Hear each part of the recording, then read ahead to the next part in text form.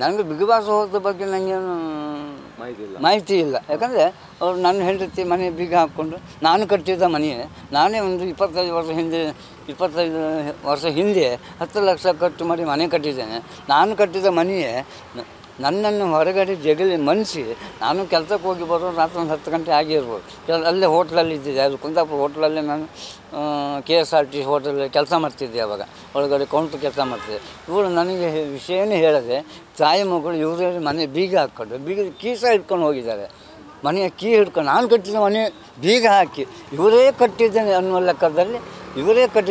ಲೆಕ್ಕದಲ್ಲಿ ನನ್ನ ಹೊರಗೆ ಜಗಳಿಯಲ್ಲಿ ಮಚ್ಚಂಗೆ ಮಾಡಿ ಒಂದು ಸತ ಅನ್ನನೂ ಸಹ ಕೊಡದೆ, ಒಂದು ಗ್ಲಾಸ್ ನೀರು ಕೊಡದೆ ತನ್ನ ರಾತ್ರಿ ಹೋಗಿದ್ದಾರೆ. ನಾನು ಮತ್ತು ನಾನು TV ನನ್ನ ಮೊಬೈಲಲ್ಲಿ ಯೂಟ್ಯೂಬಲ್ಲಿ ನನಗೆ ಗೊತ್ತಾಯಿತು ಇವರು ಬಿಗ್ ಬಾಸ್ಗೆ ಹೋಗಿದ್ದಾರೆ.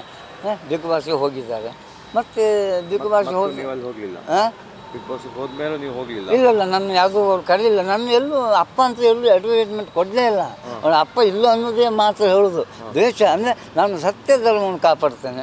ಇವಳು ಕಳ್ಳಾಟಿಗೆಲ್ಲರೂ ನಾನು ಹೇಳಿಬಿಡ್ತೀನೋ, ಅಯ್ಯೋ ಅಪ್ಪನ ಮುಖ ತೋರಿಸ್ದ ಆ ಗಂಟೆ ಅದಕ್ಕೆ ಮಾನ ಎಲ್ಲ ಮರಿದೆ. ಅದು ನನ್ನ ಬಗ್ಗೆ ಎಲ್ಲ ಊರು ತುಂಬ ಹೇಳ್ಕೊಂಡು ತಿರುಗುತ್ತೆ.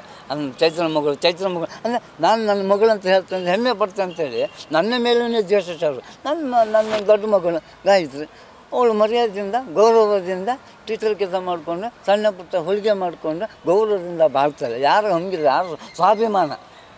ನಮ್ಮ ಮದುವೆ ಅಂದರೆ ಮದುವೆ ಅಂತ ಹೋಗೋದು ಮಾರು. ಆ ನಾಚಿಕೆ ಅವಳಿಗೆ ನಾಚಿಕೆ, ಅವನು ಕಳ್ಳ, ಅವಳು ಕಟ್ಟ, ಅವಳು ಕುಟುಂಬದವರು ಸಹ ಅದೇ ಥರ ಕಳ್ಳರು ಮದುವೆ ಆದ 12 ವರ್ಷ ನಮ್ಮನೇಲೇ ನಾಯಿ ಥರ ಅನ್ನ ತಿಂದು ನಮ್ಮನೇಲೇ ತನ್ನ ಮನೆ ಅಂತ ಅಧಿಕಾರ ಮಾಡ್ಕೊಂಡಿದ್ದವ.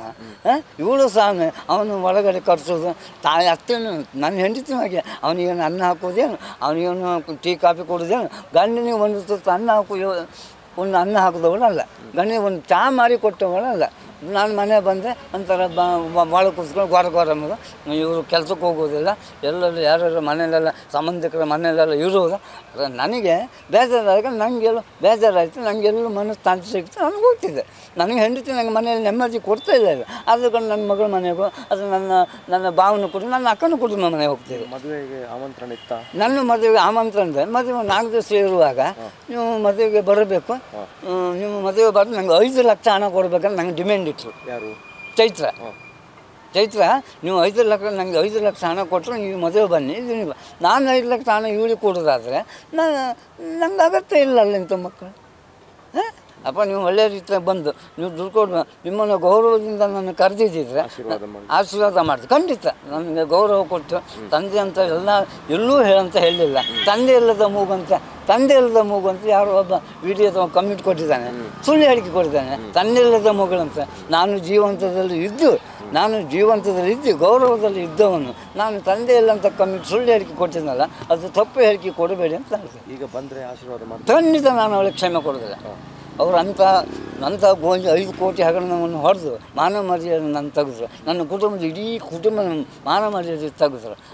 ನನ್ನ ತಂದೆ ಹೆಸರಿಗೆ ಕಳಂಕ ತಂದರು, ನನ್ನ ಹೆಸರಿಗೂ ಕಳಂಕ ತಂದರು. ನನ್ನ ಮಗಳು ಒಳ್ಳೆಯ ರೀತಿಯ ಬಾಳಿ ಬದುಕಿದವಳು ನನ್ನ ಹಿರಿ ಮಗಳು ಬದುಕನ್ನೇ ಹಾಳು ಮಾಡಿ ಸರ್ವನಾಶ ಮಾಡಿಬಿಟ್ಲು. ಅವಳಿಗೆಲ್ಲ ಬಿಗ್ ಬಾಸ್ ಕಾರ್ಯಕ್ರಮದಲ್ಲಿ ನನ್ನ ಮಗಳು ದುಡ್ಡು ತಗೊಳ್ಳಿಲ್ಲ ಅನ್ನೋ ಒಂದು ಮಾತು ಅವಳಿಗೆ ಹೇಳುವ ಅವಕಾಶ ಇದ್ದಿತ್ತು.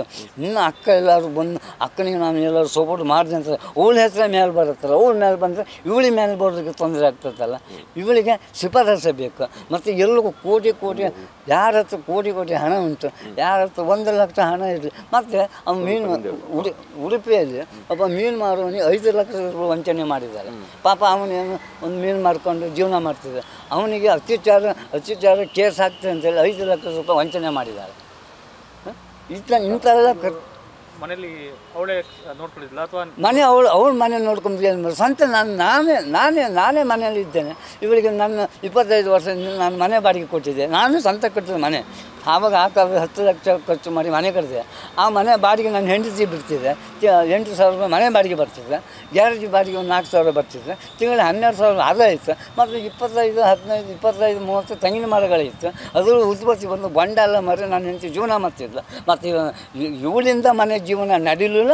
ಇವಳು 1 ರೂಪಾಯಿ ಕೊಡುವ ಯೋಗ್ಯತೆ ಇವಳಿಗೆ ಇಲ್ಲ. ಸೈನಿಕರಿಗೆ ದುಡ್ಡು ದುಡ್ಡು ಕೊಟ್ಟರೆ ಸಂತೋಷವೇ. ನಾನಲ್ಲ ಅಂತ ಹೇಳೋದಿಲ್ಲ. ಅದು ಸ್ವಂತ ದುಡ್ಡಿನಲ್ಲಿ ಕೊಟ್ಟಿದ್ದಿದ್ರೆ ಅಥವಾ ತಂದೆಯನ್ನು ಚೆನ್ನಾಗಿ ನೋಡಿಕೊಂಡು ಗೌರವದಿಂದ ಅವ್ರನ್ನ ಬಾಳಿಸ್ಕೊಂಡು ಹೋಗ್ತಿದ್ರೆ ಅವ್ರಿಗೆ ಒಂದು ತುತ್ತು ಅನ್ನ ಕೊಟ್ಟಿದ್ರೆ ಅದು ನಾನು ಹೆಮ್ಮೆ ಪಡ್ತೇನೆ. ಇವಳು ತಂದೆಗೆ ದ್ರೋಹ ಮಾಡ್ಕೊಂಡು ಒಂದು ತುತ್ತು ಅನ್ನ ಕೊಡೋ ಯೋಗ್ಯತೆ ಇಲ್ಲದೆ ಇವಳಿಗೆ ಅಂತ ದೇಶ ಸೇವೆ, ಈ ದೇಶ ನಾನು ಸೇವೆಗೆ ಒಪ್ಪುವುದಿಲ್ಲ. ಇದು ನನ್ನ ಹೆಸರು ಬಾಲಕೃಷ್ಣ ನಾಯ್ಕ. ಈ ಸೇವೆ ಬಗ್ಗೆ ನಾನು